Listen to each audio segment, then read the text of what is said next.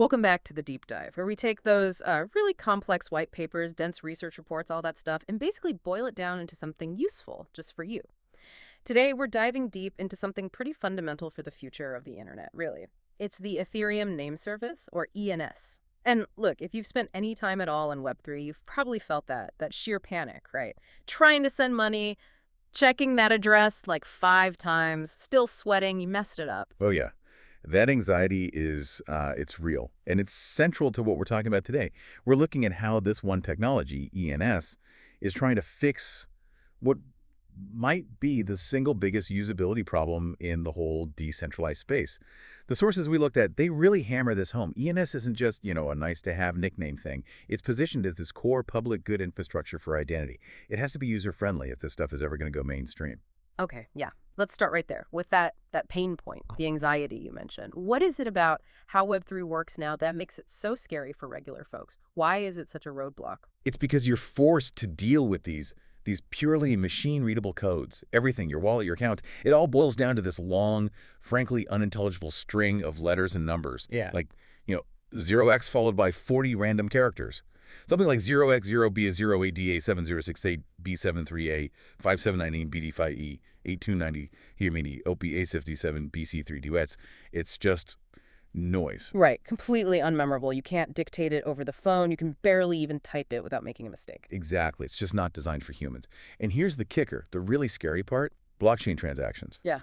They're final, irreversible. So if you mess up that copy-paste, even by one single character, or worse, maybe some malware swaps out your clipboard address. Oh, God, yeah. That money, those NFTs, poof, gone forever. No takesies, backsies. That right there is probably the biggest single reason your neighbor isn't using DeFi today. It's a massive user experience disaster, frankly. Okay, so the problem is clear. Let's unpack the solution. There's a classic analogy here, right? Yeah. Something we all use every day without thinking about it. What's the core idea behind ENS?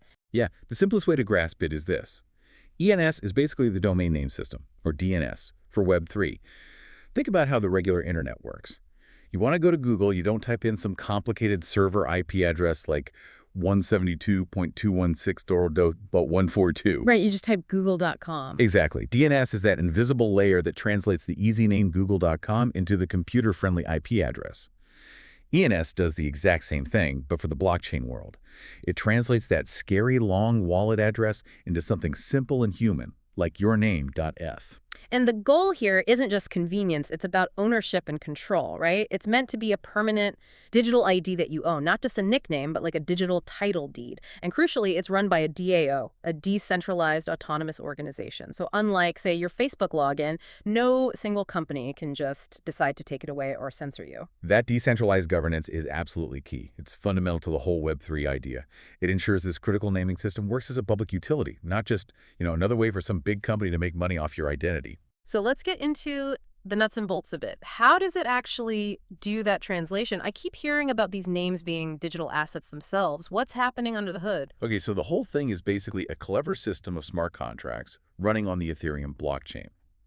When you go and register a name, let's say alice.eth, it's not just putting your name on a list somewhere. That name, alice.eth, is actually created and given to you as a unique non-fungible token. An NFT. Ah, okay. So it uses the NFT standard, like for digital art, but for a name. Precisely. It uses the ERC 721 standard, which is the common one for unique digital items. So you genuinely provably own that name on the blockchain. It's your asset. Then there's the second key piece, the lookup. When someone wants to send crypto to alice.s, the system talks to another smart contract called the resolver. The resolver. Okay. Yeah, you can think of it like a decentralized phone book, just like you said earlier. Yeah. It lives on the blockchain. It's transparent. It just looks up alice.eth and instantly finds Alice's actual long wallet address associated with it. So it ensures the funds go to the right place without anyone needing to see the ugly address. Exactly. Safe and simple. But hang on. Here's where my alarm bells start ringing. Running all this phone book lookup, registering names, updating records, doing that on the main Ethereum network, layer 1, that costs gas, right? Sometimes a lot of gas. Isn't that super expensive? You've hit the nail on the head. That has been the major bottleneck. The high transaction costs on Ethereum L1 have definitely slowed things down, made it pricey to manage your name. And the sources we reviewed show the ENS team knows this is a critical issue. That's why they're in the middle of this huge architectural shift. They call it ENS v2. ENS v2. Okay, what does that involve? It's a fundamental change. They're essentially lifting the core logic of ENS, all the registration and updating stuff, off of the main Ethereum chain Hmm. and moving it onto its own dedicated layer 2 network. They're calling this new network name chain. Name chain. Okay, a dedicated L2 just for ENS. Yeah. And how does that make it cheaper? What tech are they using? They're building it using cutting-edge ZK EVM technology, specifically working with Linea on this. Whoa, CKEVM. Okay, big words. You got to break that down. And they're talking about massive cost cuts, right? Like 90% cheaper. That sounds almost too good to be true. How does ZK Tech achieve that? Huh. Yeah, it sounds like magic, but it's just very clever math, really. Yeah. Z stands for zero knowledge. Essentially, these ZK EVMs allow the layer 2, name chain in this case, to process a ton of transactions off the main chain very quickly and very cheaply. Then it bundles them all up and generates a tiny cryptographic proof, a zero-knowledge proof, that mathematically guarantees all those off-chain transactions were valid. It submits just that small proof back to the main Ethereum chain. So Namechain does the heavy lifting, Ethereum L1 just verifies the proof. Security is maintained, but the cost plummets. Okay. So the L2 handles the bulk work. L1 just checks the math summary. That makes sense. Exactly. And yeah, the projections are that this could slash transaction costs for managing your ENS name by up to 90%. It's a game changer for accessibility. Right. That removes a huge barrier. Okay. So assuming they pull off this ENS v2 migration to Namechain, what does this actually mean for, the average person? Me, you listening. What are the practical day-to-day benefits? Okay, two main things really stand out. Payments and identity. First, obviously, easy payments. We've covered this, but it's huge. Receiving crypto, NFTs, whatever. Just give out your name.eth. No more panic checking long addresses. That alone is massive. Second, and maybe even more powerful long-term, is unified identity.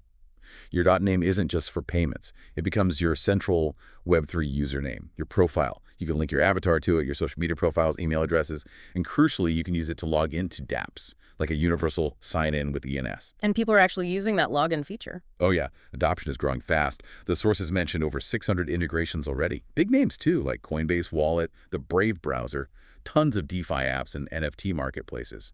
It's becoming a standard. Okay, that's compelling. And I also saw something in the research about bridging the gap, connecting this to the regular internet we use now with normal domain names. Absolutely. Yeah. That's a really strategic part of their vision. They don't just want ENS to be a naming system. They want it to be the universal naming system bridging Web 2 and Web 3.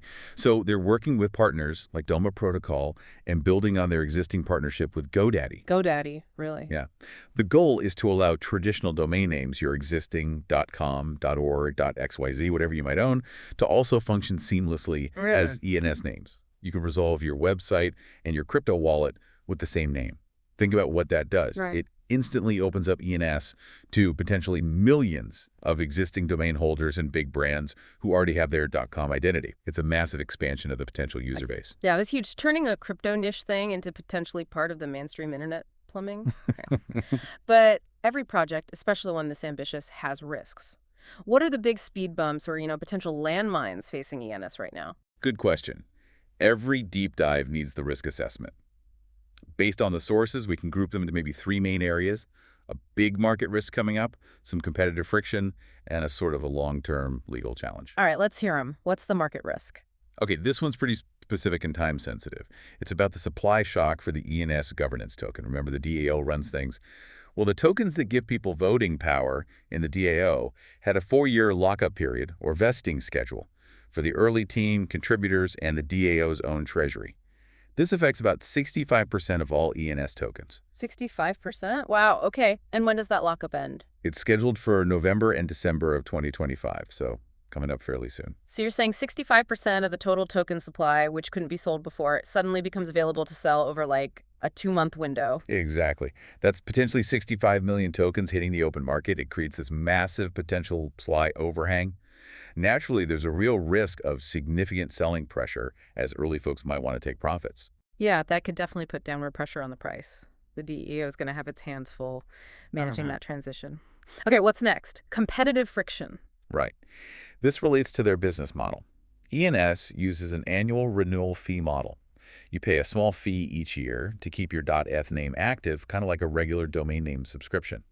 Now, this generates steady income for the DAO treasury, which is good for sustainability. They brought in about $7.18 million in Q3 2025, for example. Okay, sounds reasonable. So what's the friction? The friction comes from competitors, mainly unstoppable domains.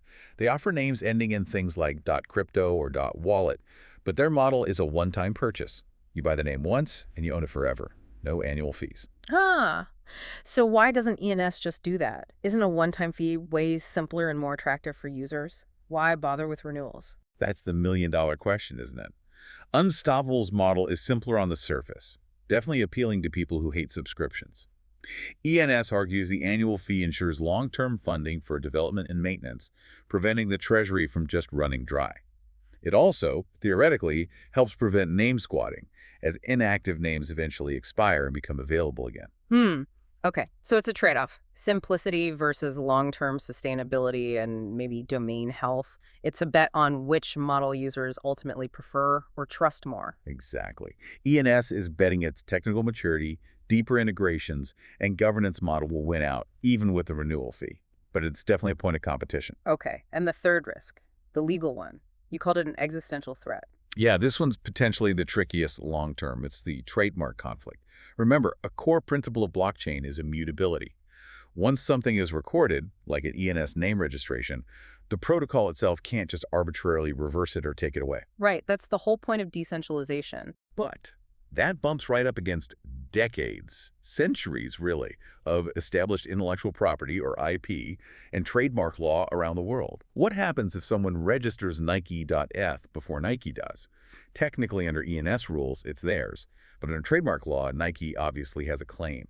ENS can't just delete the registration for Nike. That's the conflict. Yikes. Yeah, that sounds like a massive headache. How are they even beginning to deal with that? They can't just ignore global trademark law. They can't, and they aren't. This is actually where, according to the sources, they're being quite strategic and, frankly, mature about it. Instead of just saying, tough luck, it's the blockchain, they're actively engaging with regulators and established bodies. They're talking to the UN's World Intellectual Property Organization, WIPO. They're trying to find a way to integrate, to coexist with existing legal frameworks, rather than just trying to bulldoze them. It's a strategy of dialogue and finding common ground, not just confrontation. Okay, that's smart. Playing the long game, working with the system rather than just against it. That seems crucial for mainstream adoption. All right, so let's try and wrap this all up. Quick summary. ENS is basically this community-run, self-funded digital identity system for Web3. It's trying to solve the awful user experience of long crypto addresses by giving you a simple .f name you own as an NFT. And right now, it's undergoing a huge upgrade. ENS v2, moving to its own cheaper, faster Layer 2 network called Namechain using that ZK EVM tech, all while trying to navigate some choppy waters with tokenomics and tricky legal issues like trademarks. Is that about the gist? That's a perfect summary. You hit all the key points. And maybe the final thought to leave you with, something provocative from the research, is this. Notice how ENS specifically chose not to create a bunch of new alternative domain endings like .crypto or .wallet, which inevitably clash with the existing internet. Instead, they focused on .eth and on integrating with existing .com domains via GoDaddy and talking to bodies like WIPO. They chose cooperation and integration over creating walled gardens or picking fights. So the question is, what if that strategy cooperation, not conflict, is actually the only way this whole decentralized tech movement can realistically achieve true global mainstream acceptance? Maybe working with the old world is the only way to build the new one. That's a deep question. Is coexistence the only path forward rather than replacement? Definitely something to mull over. Okay, that's our deep dive for today on the Ethereum name service. Hopefully you feel a bit more clued in and maybe a little less intimidated by the Web3 world. If you found this interesting, please do us a solid and like and subscribe to the channel. We spend the time digging through all this complex research so you don't have to. Thanks for tuning in, and we'll catch you on the next one.